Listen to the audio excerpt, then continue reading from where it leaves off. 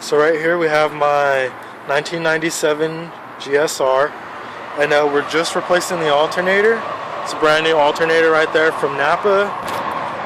This is the old alternator, and the main problem that I was having, which might be common in some GSRs, is as I was driving the HIDs. It doesn't matter.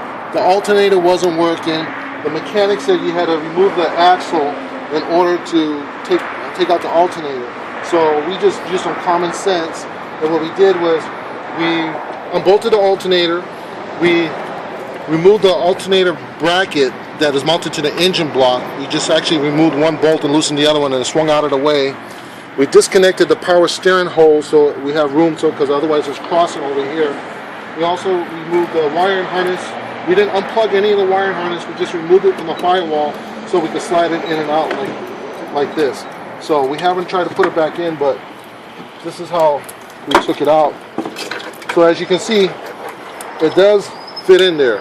So we're just going to bolt back up the alternator bracket, then bolt up the bolts to the alternator.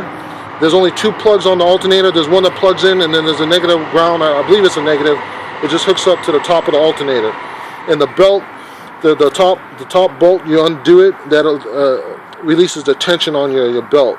So if anyone tells you, the purpose of this video is to tell you that you don't need to remove the alternator. You don't need to remove the master brakes. Oh, I'm sorry. Yeah, you don't need to remove the axle. Of course, you want to take the alternator out, but you don't need to remove the master cylinder. So, just the bolts on the alternator bracket that mounts to the engine block, the power steering hose, and just a couple of wires. And okay, there's vacuum hose here too. So that's all there is to it. So good luck, have fun. We don't post up videos for mechanic issues because we're not professional mechanics. So if we can do it, you can do it. Good luck.